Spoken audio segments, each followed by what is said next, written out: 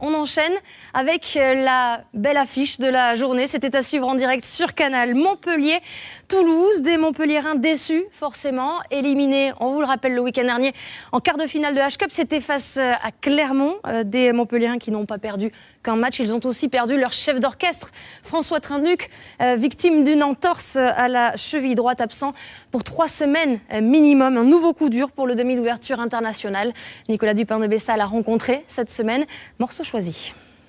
J'ai une grosse entorse de la cheville, donc un ligament est touché. Il me faut à peu près 3 semaines de repos, d'arrêt pour que ça cicatrise bien et pour que je puisse reprendre la compétition. Et forcément, je suis déçu de louper ces 2 matchs parce qu'ils sont vraiment importants pour le club et pour la qualif. Et voilà, après, ça va permettre de me régénérer mentalement, physiquement aussi. Et depuis que j'ai commencé ma carrière, j'ai connu des hauts, des bas, des très bas. Et puis voilà, je prends des coups, que ce soit par les entraîneurs, par la presse, par le public. Ça fait partie du jeu.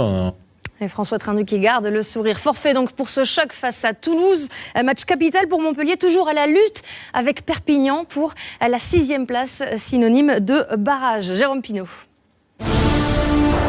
Prendre le large au classement. L'occasion est trop belle pour le capitaine de Montpellier, Fulgence Ouedraogo. Mais en face, Toulouse doit aussi ramener des points pour assurer un barrage à domicile. La bataille entre ces 2 équipes du haut de tableau s'annonce féroce. Après une mi-temps, le score n'est que de 3-0. Et pourtant, c'est l'une des plus belles mi-temps de la saison. Dès la première minute, Toulouse donne le ton avec ce ballon de contre-attaque. Clément Poitronneau tape à suivre pour Yohann Huget. L'arrière international prend de vitesse Nagusa et file marquer l'essai. Mais au dernier moment, il préfère jouer collectif et rate sa passe. Dommage. Je suis obligé de ralentir en fait pour attraper le ballon sur le rebond.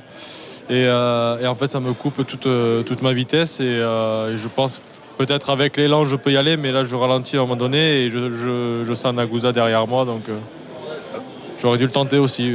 C'est comme ça. Montpellier sait que pour survivre face à Toulouse, il faut garder le ballon et jouer. La preuve, Thomas Combezou d'une petite Chistera ouvre un espace pour Nagusa. Première alerte pour Toulouse. L'action continue et quelques temps de jeu plus tard, Fernandez, le remplaçant de Trinduc, d'un petit coup de pied par-dessus sème la panique. Gorgozzi impeccable récupère le ballon, mais sa passe n'est pas contrôlée par Bias. Comme face à Clermont la semaine dernière, Montpellier cale sur la fin. On se crée beaucoup d'occasions et on en conclut peu. Mais c'est pas nouveau, c'est comme ça. Pour marquer, nous, on a un ratio de 4 occasions. Il faut 4 occasions construites pour en marquer une. Des occasions, il y en a des 2 côtés. Les 2 équipes se rendent coup pour coup. Autour de Toulouse, avec cette percée de Vincent Clerc de coincer Montpellier dans les cordes. Le ballon est conservé par le Stade Toulousain, c'est toujours la même action. Boxis repique petit côté. Benoît Payog se retrouve face à Steenkamp. 45 kg d'écart entre le demi-mêlée et le pilier, même pas peur. Payog, en 2 temps, sauve son équipe, car l'essai était quasiment fait. Le match devient de plus en plus fou. À force d'attaquer à tout va, les équipes se dévoilent. Oh, c'est joué rapidement par Nagusa. Attention, ils ne sont pas à 10 mètres. Nagusa, les jambes. Hop. Il a oublié du soutien, mais ça profite. Surtout, c'est Yohann Huget. Il a du monde à droite. Nagusa, Fernandez, le 2 contre 1. Fernandez, Gorgozzi. On n'a pas fixé. On a retenu par le maillot Vincent Clerc. Essai, il y aura arbitrage vidéo. Maxime Médard avec ce hippon empêche Bustos de marquer. L'essai n'est pas validé. Médard finira le match avec une blessure aux côtes. Il devra passer des examens pour connaître la durée de son indisponibilité. Toulouse est toujours sous pression avec ses touches défensives. Le ballon est bien capté par l'alignement, mais le dégagement de Doussin est contré. Huget, plutôt que d'applaudir pour assurer un renvoi aux 22 mètres, relance de son en-but plutôt culotté. Le retour du soleil sur les terrains du top 14 a donné des ailes aux joueurs. Montpellier vient de rater 3 occasions. Si l'on écoute Galtier, la 4e va se conclure par un essai. Iti qui trie ce ballon derrière la mêlée pour Payot qui joue encore au pied dans le dos. Attention parce qu'il s'est fait déposer. Vincent Clerc déposé par Sicard qui marche sur la ligne de touche alors qu'il avait du soutien à l'intérieur. Encore raté pour quelques centimètres en touche. François Trinduc le sait, avec seulement 3 petits points d'avance à la mi-temps, Montpellier va peut-être le regretter en seconde période. Toulouse, dès le début, refait son retard en égalisant sur pénalité de Boxis.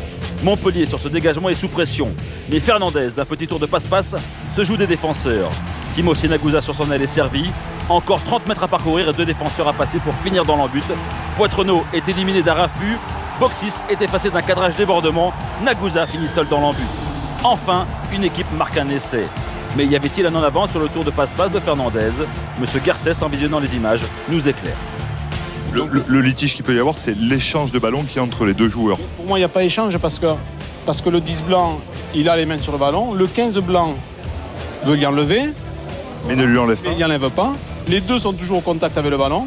Et le 10 blanc garde la maîtrise du ballon et joue le ballon. Donc pour moi, il n'y a pas de problème.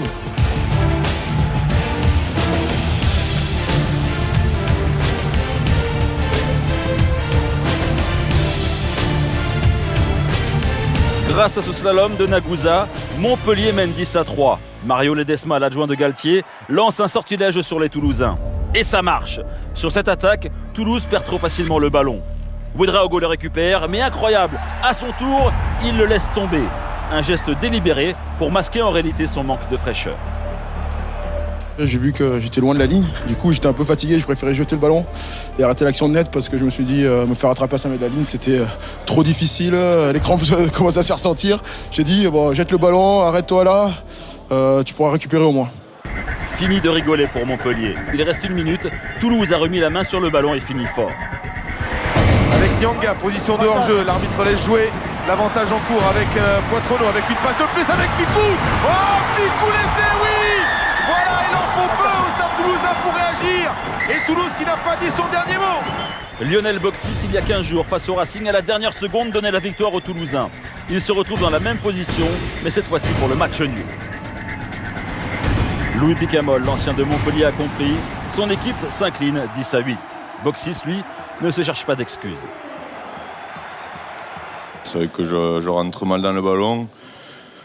Comme d'autres pénalités aussi dans ce match. Voilà, c'est un jour sans, pas de réussite. Voilà, faut faire avec, c'est dommage pour l'équipe. On a quand même le bonus défensif, donc c'est déjà ça. Picamol et Trinduc, les deux copains se donnent rendez-vous pour la suite. Dans les vestiaires de Montpellier, il y a une tradition. Quand un joueur joue son premier match au stade Yves du Manoir, comme ici Benoît Sicard, il faut se faire baptiser avec une pointure. Le maître de cérémonie, Thibaut Privat, et son 50 fillettes. Pour les entraîneurs, c'est sous le soleil printanier qu'ils fêtent ce succès. La pression est maintenant sur Perpignan. Et Toulouse, de son côté, manque le match nul, mais repart avec un point de bonus et surtout des enseignements en vue des phases finales. Écoutez son manager Guy Novès au micro d'Arnaud Coste. Sur le plan comptable, ce n'est pas négatif que de repartir de Montpellier en ayant perdu de 2 points et en partant avec un bonus défensif. Mais il faut toucher du doigt quand même nos faiblesses à certains endroits du terrain où des joueurs ont quand même manqué il y a eu beaucoup de plaquages manqués notamment. Donc franchement c'est un match qui va nous permettre de construire petit à petit, j'espère, l'équipe qui sera la plus performante possible au moment des barrages.